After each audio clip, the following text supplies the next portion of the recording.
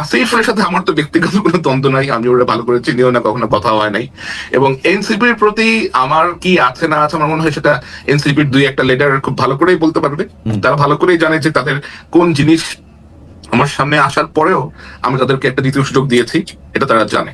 আপনি একজন পেশাদার সাংবাদিক, আপনার অনুসন্ধানের মাধ্যমে, সোর্সের মাধ্যমে রাষ্ট্রের দুর্নীতি অসঙ্গতির অনেক ডকুমেন্টস আপনার হাতে আসে, সেগুলি কিছু আপনি নিজের সোশ্যাল মিডিয়াতেও তুলে ধরেন। তার মানে ব্যক্তি আপনার সঙ্গেও একটা সংবাদ মাধ্যমের একটা প্রতিযোগিতা আছে, যে মানে আপনি যেটা আসলে আপনার প্রতিষ্ঠান থেকে তুলে ধরছেন না, এমন অনেক কিছু আপনার ব্যক্তি জায়গা থেকে আপনি এটা তুলে ধরছেন। এই যে আপনার সঙ্গে আপনি সহ অন্য আর যারা এই প্রকাশ করার ক্ষেত্রে নিজস্ব প্ল্যাটফর্ম ব্যবহার করতেছে, সেইটার সঙ্গে কি গণমাধ্যমের একটা প্রতিযোগিতা হইতেছে? এবং এই প্রতিযোগিতাটা কি মানে সম প্রতিযোগিতা, অসম প্রতিযোগিতা? এই প্রতিযোগিতার মধ্যে, কারণ আমি সাংবাদিকতার এতটুকু বুঝি, যা কিছু এডিটেড না তা কিছু জার্নালিজম না।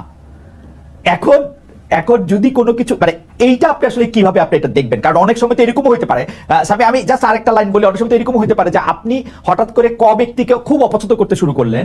যদি আপনি ক ব্যক্তিকে অপছন্দ করতে শুরু করেন, তখন দেখা যায় যে ধরেন ক আর খ দুইজনের ব্যাপারেই আপনার কাছে তথ্য আছে, আপনি সিলেক্টিভ ভাবে শুধু ক এর বিরুদ্ধে রিপোর্টটা আপনি প্রকাশ করলেন। এটা হইতে পারে কিনা বা এটা হচ্ছে কিনা এখন? থ্যাংক ইউ খালিদ ভাই। আমার মনে হয় এটা একটা খুবই গুরুত্বপূর্ণ প্রশ্ন আপনি আমাকে করেছেন, এবং এটা উত্তর দেওয়ার জন্য আপনার মাধ্যমে আপনার থেকে আরো ভালো কোনো মাধ্যম হয়তো আসবে আমার সামনে, অথবা আই ডোন্ট নো। তো আমার যে অর্গানাইজেশন আমি কাজ করি, আল জাজিরা মিডিয়া নেটওয়ার্ক, এখান থেকে আমি আমার যে ডেস্ক, আমি যে বিষয়ে কাজ করি তা হচ্ছে দক্ষিণ এশিয়া, বাংলাদেশ, মায়ানমার, ভারত, অনেক সময় আরো অন্যান্য প্রজেক্টও আমাকে কাজে লাগানো হয়। যেহেতু আমি বাংলাদেশ থেকে আসছি এবং বাংলাদেশের বিষয়ক সাংবাদিকতা করেই আমার এই পথে যাত্রা শুরু, তো অবশ্যই ন্যাচারালি বাংলাদেশের বিভিন্ন নিউজের প্রতি আমার আগ্রহ অনেক বেশি থাকে। আর লোকজন যেহেতু আমাকে চেনে, অনেকেই আমাকে চেনে, বিভিন্ন সেক্টর অনেকে আমাকে চেনে, অনেকে আমার কাছে বিভিন্ন রকমের তথ্য প্রমাণ সহ পাঠিয়ে থাকে। এখন ন্যাচারালি আমার আল জাজিরাতে কোনো বাংলা ডিভিশন নাই, এবং এখানে আপনার বিভিন্ন রকম নিউজের আমাদের কাছে আসতে থাকে প্রতিনিয়ত, এবং বাংলাদেশ কেন্দ্রিক নিউজই সবসময় করা সম্ভব না। এটা এটা এটা এটা বেশ অসম্ভব একটা বিষয় আর কি। আর ডকুমেন্টারি করতে অথবা একটা নিউজ স্টোরি করতে আমাদের সময় লাগে, অনেক অনেক বেটিং লাগে। তারপরেও আমি যখনই সময় পেয়েছি, আমি আল জাজিরা ছাড়াও অন্যান্য মাধ্যমেও আমার রিপোর্ট আমি করেছি। নেত্র নিউজের জন্য করেছি, ওসিসিআরপির জন্য করেছি, দ্য টাইমসের জন্য করেছি, হারিসের জন্য করেছি, এরকম আরো অনেকের জন্যই আমি রিপোর্ট করেছি। বাংলাদেশের মানব জমিনের জন্য কয়েকটা রিপোর্ট আমি লিখে দিয়েছি।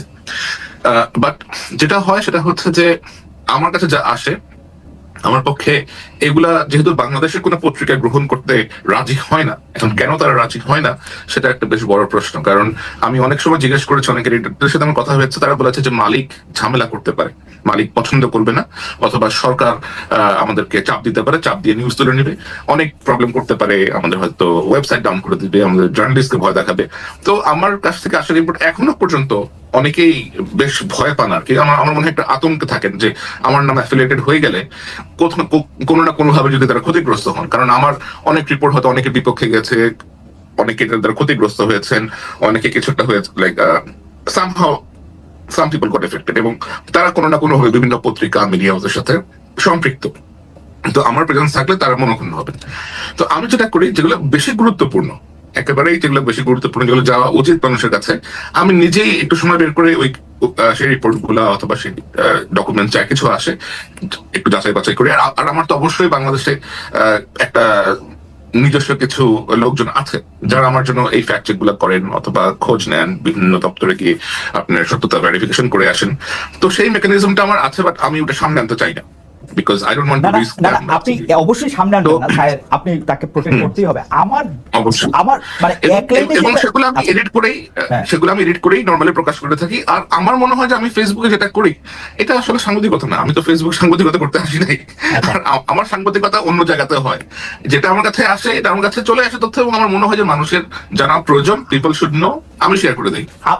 আমি শুধু সাংবাদিকতার একজন মানে ছাত্র হিসাবে আমি আপনার কাছ থেকে এটা জানতে চাইবো যে ধরেন আপনি ফেসবুকেরটাকে আপনি সাংবাদিকতা বলতেছেন না, কিন্তু আপনাকে যখন মানে আরো 15-20 বছর পরে যখন কন্টেন্ট অ্যানালাইসিস করে আমাদের সময়টাকে ধরা হবে, তখন আপনি অবশ্যই একটা গুরুত্বপূর্ণ চ্যাপ্টার হিসাবে থাকবেন। তখন আপনার এগুলিকে আসলে কি হিসাবে ধরা হবে? কারণ আমি আপনাকে ঘটনাটাও বলি, তাহলে আপনি বুঝতে পারবেন। আপনি যখন উপদেষ্টা আসিফ মাহমুদ সজীব ভুঁইয়ার এয়ারপোর্ট থেকে বেরিয়ে আসাটার ওই ভিডিও যখন আপনি প্রকাশ করলেন, তখন এই উপদেষ্টা কিন্তু প্রশ্ন তুলেছেন যে রাষ্ট্রের গোপন ও বিশেষায়িত স্পর্শকাতর তথ্য, অর্থাৎ এয়ারপোর্টের সিসি ক্যামেরার তথ্য যদি আপনার কাছে চলে যায়, তার মানে আপনার তো বিভিন্ন জায়গায় বিভিন্ন মানুষজনও আছে, এবং সেইটার ক্ষেত্রে আপনি একটা পিকের চুজ করতেছেন। আসিফ মাহমুদ সজীব ভাইকে আপনি দেখতে পারেন না, এনসিপিকে আপনি অপছন্দ করেন, সেই জন্য এটা সঙ্গে সঙ্গে আপনি দিয়ে দিচ্ছেন। কিন্তু বিএনপির কেউ হইলে, আমি কথার কথা করতেছি, বা জামাতের কেউ হইলে সেইটা আপনি দিতেন না। ব্যাপারটা কি একটা মানে একটা অসম জায়গা তৈরি করতেছে কিনা? ব্যাপারটা মোটেও অসম জায়গায় তৈরি করতেছে না, এবং আপনি একটা বেশ মজার একটা একটা একটা একটা চ্যাপ্টার নিয়ে আসছেন। আমি I will go back to the before one, যেটা বলতেছিলাম যে আজ থেকে 15 বছর 20 বছর পরে গেলে যখন এগুলো নিয়ে আলোচনা হবে, if I am alive or not, তখন এগুলো কি হিসেবে গণ্য হবে? তখন এগুলো এই হিসেবে গণ্য হবে যে বাংলাদেশের সাংবাদিকতা করাটা এতটাই ভীতিকর ছিল যে সাংবাদিকরা অমুক সাংবাদিকের জুলকারনাইন সায়ের খানের রিপোর্ট নিত না, এই লোককে বাধ্য হয়ে অনলাইনে রিপোর্ট প্রকাশ করে দিতে হইতো। এটা এডিটেড বলেন, র বলেন, হোয়াট এভার ইট ইজ। তো অবস্থাটা এতটাই একটা ভীতির সিচুয়েশন আমাদের মধ্যে ক্রিয়েট হয়েছিল। আর আমি তো এর আগেও জন্য আজিজের যে এয়ারলাইনের ভিতরে থাকা ফুটেজ ক্যাপচার করে নিয়ে আসছিলাম। ইসরায়েলি যে মোসাদের যে আউটপোস্ট হাঙ্গারি, দুটোর মধ্যে ঢুকে গিয়ে মোসাদের যে টেকনিক্যাল ম্যানুয়াল স্পাইওয়ারের, সেটারও ছবি তুলে নিয়ে আসছিলাম। সেগুলো তো স্পর্শকাতর জায়গায় ছিল, এবং সেগুলো তো আমি পাবলিক ইন্টারেস্টের জন্যই করেছি, অনুসন্ধানী সাংবাদিকতার জন্যই করেছি। আসিফের সাথে আমার তো ব্যক্তিগত কোনো দ্বন্দ্ব নাই, আমি ওরা ভালো করে চিনিও না, কখনো কথা হয় নাই। এবং এনসিপির প্রতি আমার কি আছে না আছে, আমার মনে হয় সেটা এনসিপির 2-1টা লিডার খুব ভালো করেই বলতে পারবে। তারা ভালো করেই জানে যে তাদের কোন জিনিস আমার সামনে আসার পরেও আমি তাদেরকে একটা দ্বিতীয় সুযোগ দিয়েছি, এটা তারা জানে। কিন্তু এই দ্বিতীয় সুযোগটা আমি বিএনপি অথবা জামাত হলে দিতাম না, এবং দিই না নর্মালি। সো আমার মনে হয় যে ওরা এখনো বেশ তরুণ বয়সে তরুণ।